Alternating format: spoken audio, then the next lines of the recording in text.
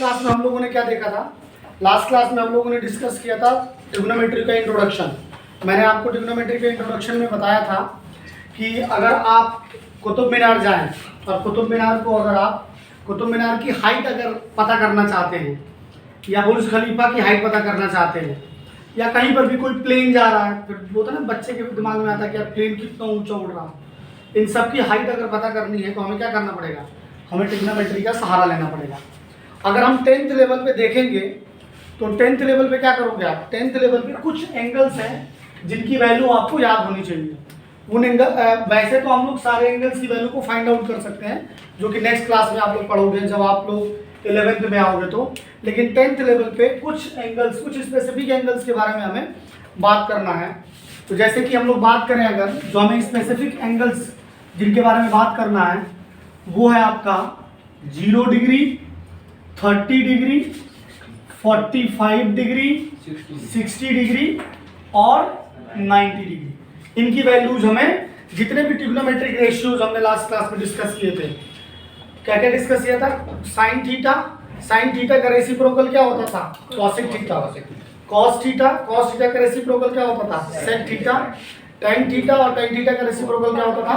Cot theta. ठीक है, तो समझो इनकी अगर हमें वैल्यूज निकालना है तो देखो क्या करोगे। सबसे पहले ऐसे नंबर लिख लो 0 1 2 3 4।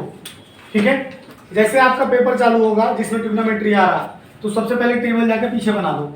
ये टेबल बनाने का तरीका मैं आपको बता रहा हूँ कि ऐसे नंबर लिख लो 0 1 2 3 4। ये एंगल पता होना चाहिए कि इन्हीं एंगल हमारे, यही एंगल हमारे सिलेबस में है, तो ये स्पेसिफिक एंगल्स के बारे में बात करनी है। इनको डिवाइड कर दीजिए 4 से, इनको डिवाइड कर दीजिए 4 से, और उसके बाद इनका क्या करिए? इसका स्क्वायर रूट ले लीजिए। इन सभी का क्या ले लीजिए? स्क्वायर रूट ले लीजिए। तो जब आप इन सभी का स्क्वायर रूट ले लेंगे, ये 4 से 4 कैंसिल हो गया, तो यहाँ क्या आ जाएगा? 1 आ जाएगा, क्योंकि 1 का स्क्वायर रूट क्या होता है? 1 ही होता है। यहाँ पर √3 का स्क्वायर रूट √3 होगा, लेकिन 4 का क्या हो जाएगा? 2 हो जाएगा। यहाँ 2 1 जा 2, 2 2 जा 4, तो यहाँ आ जाएगा 1/√2। यहाँ आ जाएगा 1 का 1 और 4 का क्या हो जाएगा? 2। यहाँ 0 का क्या हो जाएगा? 0 हो जाएगा। 0 का क्या हो जाएगा? 0 होगा। तो ये जो वैल्यू आपकी आई है वो साइन थीटा की आई है। किसकी आई है? साइन थीटा की। यहाँ पर हम लोग लिख रहे हैं, अगर आप ध्यान दें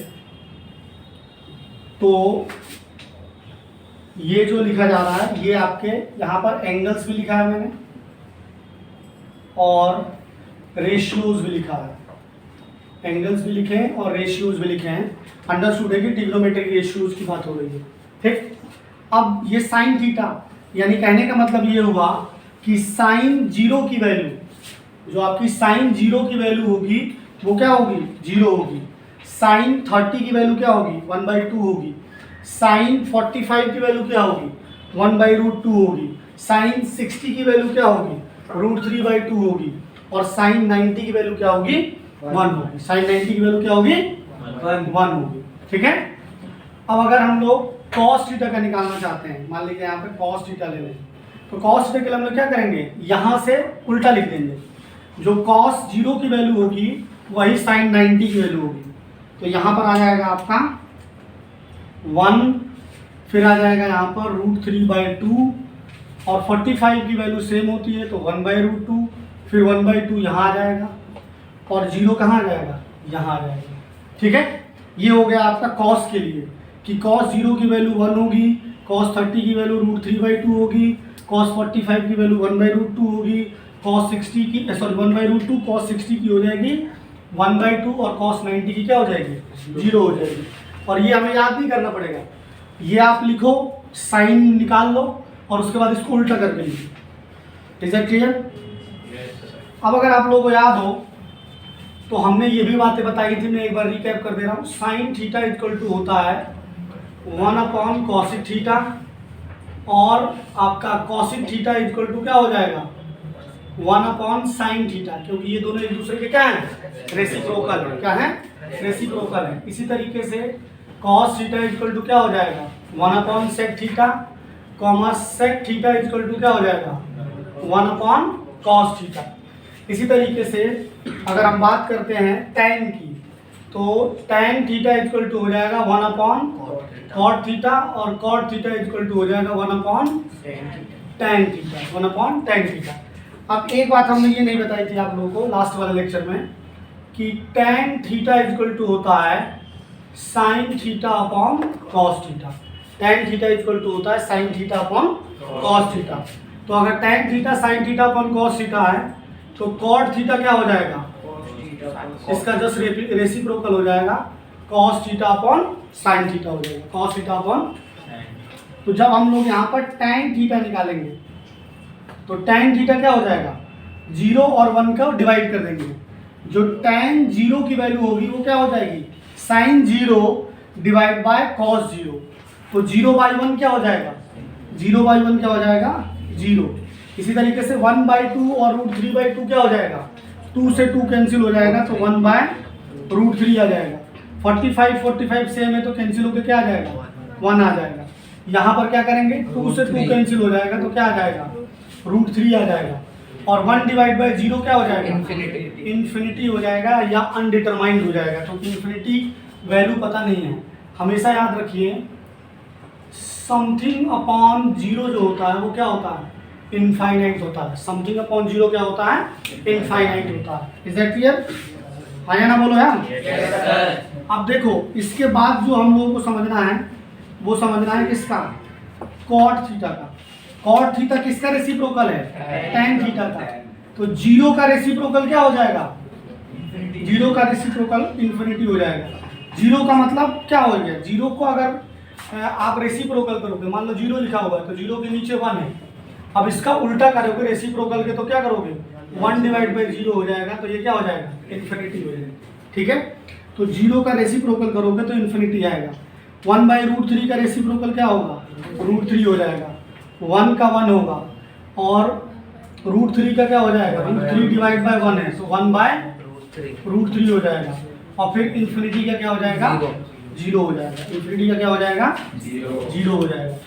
इसके बाद हम बात करते हैं सेक थीटा की। इसके बाद बात करते हैं सेक थीटा की। तो सेक थीटा किसका रेसिप्रोकल है, कॉस थीटा का रेसिप्रोकल है। तो 1 का रेसिप्रोकल क्या हो जाएगा, 1। √3/2 का क्या हो जाएगा, 2/√3। और 1/√2 का क्या हो जाएगा, √2। 1/2 का क्या हो जाएगा, 2। और 0 का क्या हो जाएगा, इन्फिनिटी। 0 का क्या हो जाएगा, इन्फिनिटी। 0 का क्या हो जाएगा, इन्फिनिटी। 0 का क्या हो जाएगा, इन्फिनिटी। इसी तरीके से जब हम लोग बात करेंगे कॉसिक थीटा की, तो कॉसिक थीटा किसका रेसिप्रोकल होता है, बोलो भाई, साइन थीटा का। तो 0 का क्या हो जाएगा, इनफाइनाइट। 1/2 का 2, 1/√2 का √2, √3/2 का 2/√3 और 1 का क्या हो जाएगा, 1 हो जाएगा। 1 का क्या हो जाएगा, 1 हो जाएगा। तो ये स्पेसिफिक एंगल्स के लिए ट्रिग्नोमेट्रिक रेशियोज की वैल्यू है।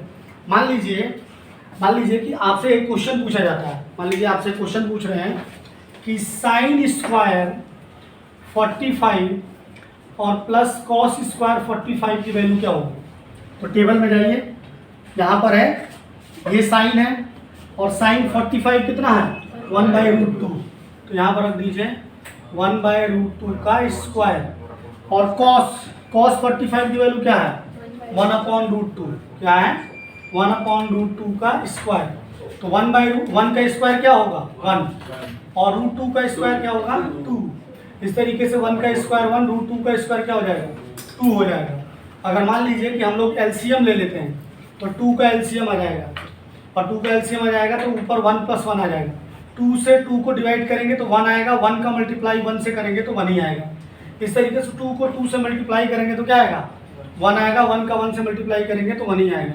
तो 2/2 आ जाएगा और वैल्यू क्या आ जाएगी, 1 आ जाएगी। वैल्यू क्या आ जाएगी, 1 आ जाएगी। ठीक है, इसमें ये जो भी हमने टॉपिक पढ़ा स्पेसिफिक एंगल्स की वैल्यू ट्रिग्नोमेट्रिक रेशियोज के लिए, इस पे जब आके आप देखोगे तो एनसीईआरटी में जो सेकंड एक्सरसाइज है, सेकंड एक्सरसाइज में आपके क्वेश्चन दे रखे हैं।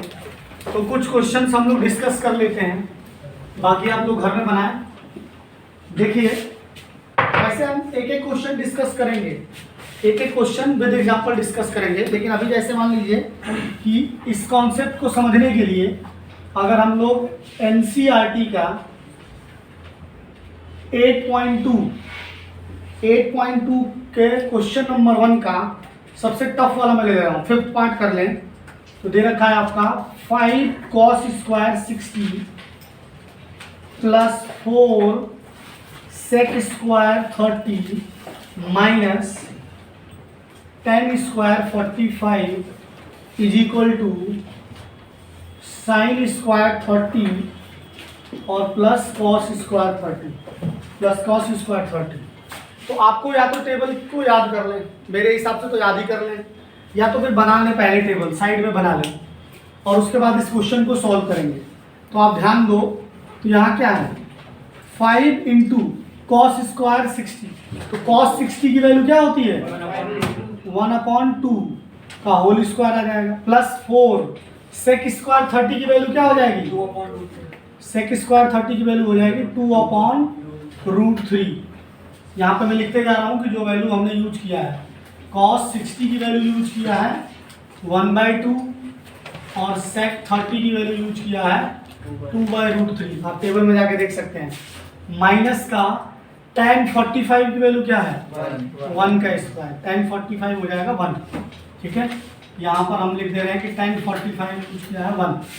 फिर sin स्क्वायर 30, sin स्क्वायर 30 की वैल्यू क्या होती है 1/2 का स्क्वायर, तो आपका sin 30 की वैल्यू यूज किया मैंने 1/2 प्लस cos 30, अभी यूज किया cos 30 क्या हो जाता है √3/2, cos 30 की वैल्यू हो जाती है √3/2 का स्क्वायर, cos 30 हो जाएगी आपकी √3/2, cos 30 हो जाएगी √3/2।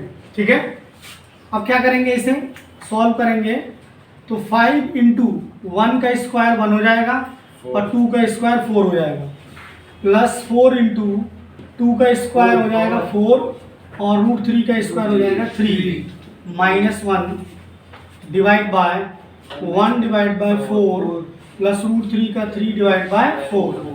Is that clear?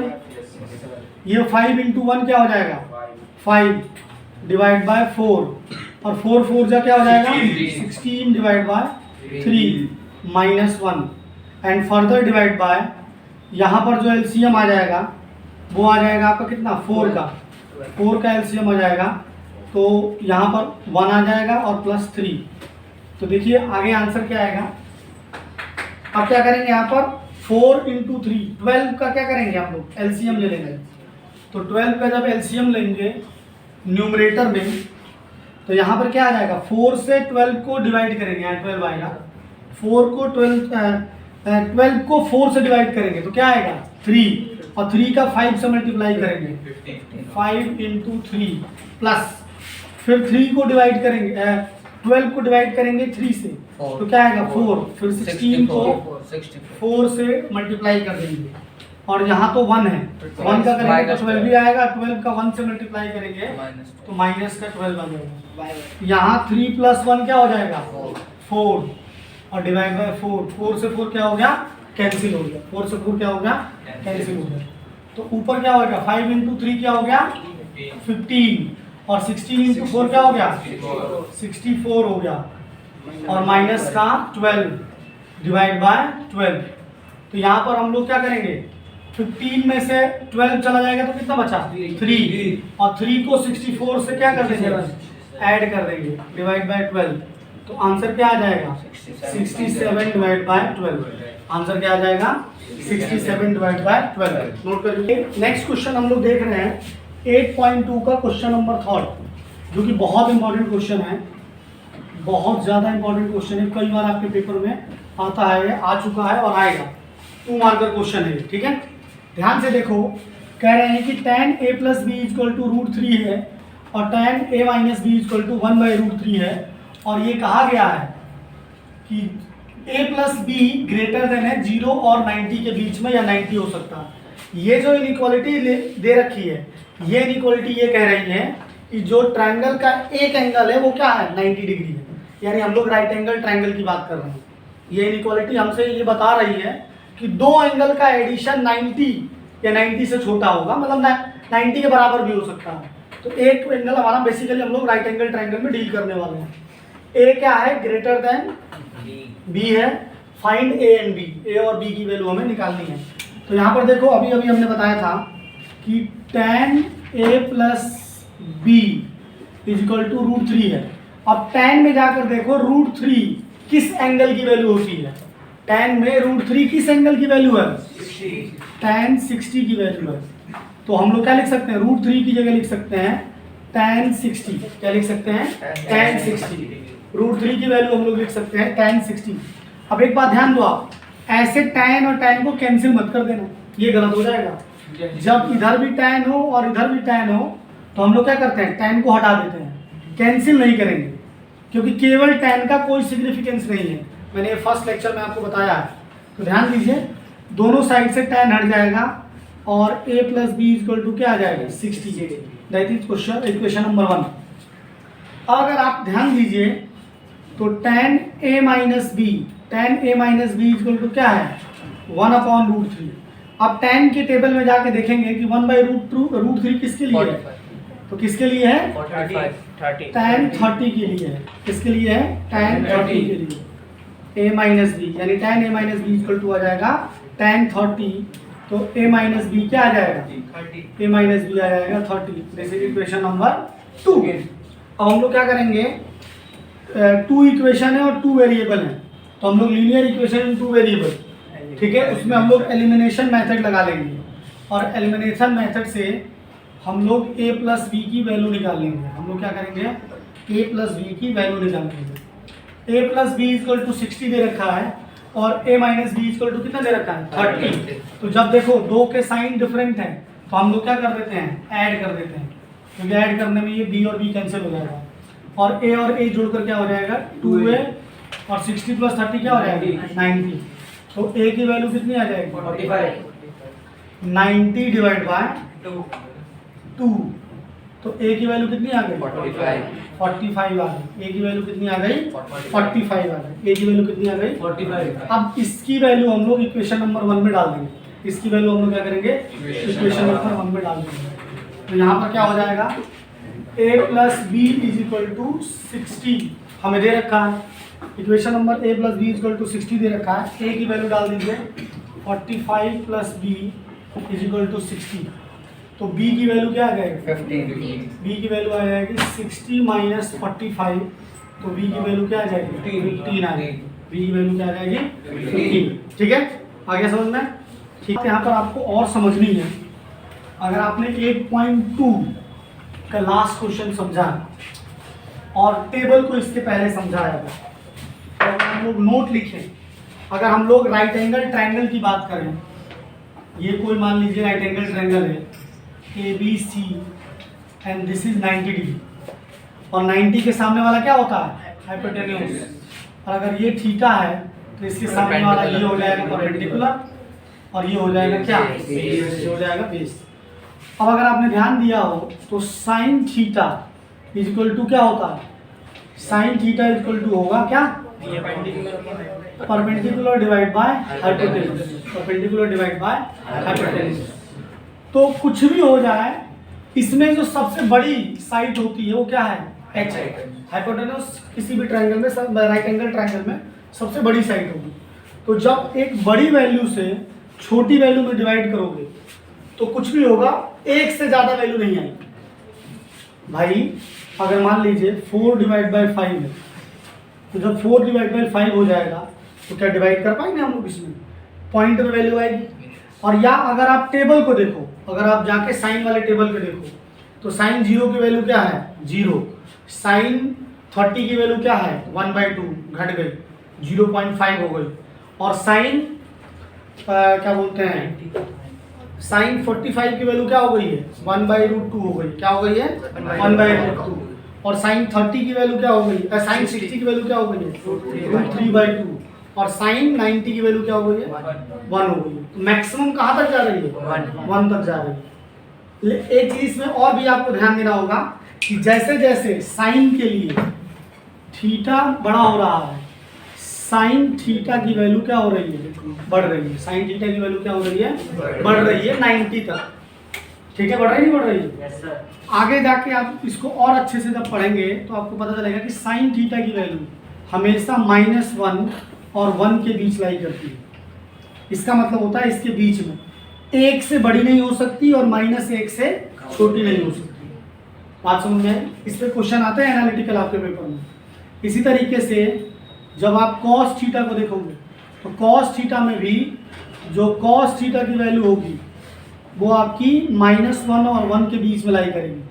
-1 से बड़ी होगी और 1 से क्या होगी, छोटी होगी, और 1 से क्या होगी, छोटी होगी।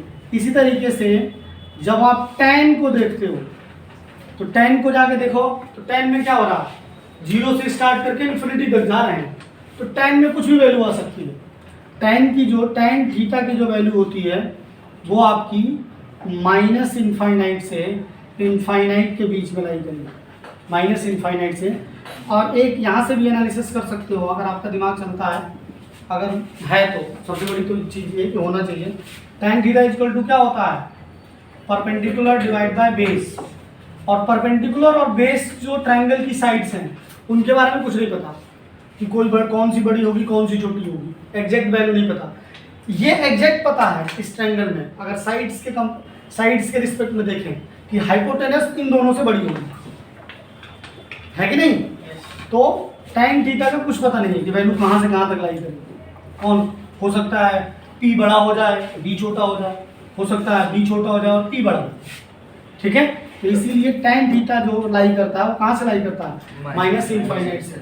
जैसे मान लो कि कोई एक ऑब्जेक्टिव क्वेश्चन आ जाता है, कोई ऑब्जेक्टिव क्वेश्चन आ जाता है और पूछते हैं इनमें से कौन सा ट्रू है और कौन सा फॉल्स है। ट्रू फॉल्स की बात कर रहे हैं। तो जैसे मान लो आपको दे रखा है sine theta equal to 7 divide by 6। तो ये ट्रू है कि फॉल्स है, बताओ? ये फॉल्स है, क्योंकि साइन थीटा क्या होता है, परपेंडिकुलर डिवाइड बाय हाइपोटेन्यूस। कुछ भी हो जाएगा लेकिन हाइपोटेन्यूस परपेंडिकुलर से छोटा नहीं हो सकता साइन के लिए, बिल्कुल नहीं हो सकता। तो ये क्या है, ये फॉल्स है, ये पॉसिबल ही नहीं। ठीक है, जैसे कि अगर हम बात करें आपका tan theta equal to same value अगर दे दें sin/6, तो क्या पॉसिबल, 7/6, तो क्या ये पॉसिबल है? बिल्कुल पॉसिबल है, क्योंकि tan थीटा की वैल्यू तो -इनफाइनाइट से इनफाइनाइट के बीच लाई कर रही है, तो ये पॉसिबल होगा, बिल्कुल होगा। ठीक है, अभी जो आपका एग्जाम की कोई भी चैप्टर पढ़ने से पहले तो एग्जाम को पढ़ना सीखो। एग्जाम के पेपर के पैटर्न को समझना पड़ेगा। अभी का जो पेपर का पैटर्न है वो लॉजिकल आ रहा है, काफ़ी अप्लाइड आएगा, एप्लीकेशन बेस्ड आ रहा है, केस स्टडी आएंगी, आपका एक्सेशन रीजन आएगा, ऑब्जेक्टिव क्वेश्चंस आएंगे। ऑब्जेक्टिव काफ़ी मुश्किल होता है, ऑब्जेक्टिव सॉल्व करना इतना आसान नहीं होता। तो आपको प्रॉपर तरीके से एप्लीकेशन बेस्ड अभी का जो एग्ज़ाम है वो काफ़ी डीप स्टडी से निकलेगा। ऐसे फर्जी के पढ़ने से कुछ नहीं होने वाला कि एनसीईआरटी लगा के घुस हो रहे हैं और रट ले गया आंसर, क्वेश्चन ही रट लिया, उससे कुछ नहीं होने वाला। कितने रट लोगे, क्वेश्चन बदल जाएगा। लेकिन कोई भी क्वेश्चन आपके बोर्ड में आएगा वो हमेशा एनसीईआरटी के पैटर्न पे ही आएगा। तो लोगों को प्रॉब्लम ये होती है कि सर क्वेश्चन तो फंसा ही नहीं एनसीईआरटी से। क्वेश्चन थोड़ी फंसता है, पैटर्न फंसेगा, कॉन्सेप्ट फंसते हैं, एग्जैक्ट क्वेश्चन फंसने का कोई वो नहीं है। उसी पैटर्न पे उस पे जैसे कि मान लो कि एनसीईआरटी में कोई क्वेश्चन ऐसे दे रखा कि 1 - sin theta divide by 1 + cos theta, तो इससे मिलता जुलता सवाल आ सकता है। हो सकता है सॉरी यहाँ पे sin थीटा होगा, हो सकता है कि यहाँ वो cos कर दें या tan कर दें, तो दोनों को सॉल्व करने का तरीका सेम होगा। लेकिन अब तुम सोचो कि नहीं बिल्कुल यही आना चाहिए, ये नहीं है ऐसा नहीं बात, तो ऐसा कुछ नहीं हो सकता। एक्चुअल में क्या है कि 10th के जो बच्चे आज के सिनेरियो में जो लॉकडाउन के बाद आए हैं, ये 2 साल तक इनका मेंटल डेवलपमेंट ही नहीं हुआ, दिमाग में इनका अभी भी गोबर ही भरा हुआ है कि मोबाइल से सब कुछ हो जाएगा। तो उस गोबर को पहले सेग्रीगेट करना पड़ेगा, जो गीला कूड़ा और सूखा कूड़ा मिक्स हो गया उसको अलग करना पड़ेगा। पेपर का लेवल काफ़ी अच्छा खासा है, तो you should have to focus on that. और ज़्यादातर जो है आपको अप्लाइड मैथमेटिक्स पर फोकस करना पड़ेगा कि कोई भी कॉन्सेप्ट आप पढ़ रहे हैं तो उसका अप्लीकेशन कहाँ होने वाला है। ठीक है, आज के लिए इतना ही है। Good night, thank you.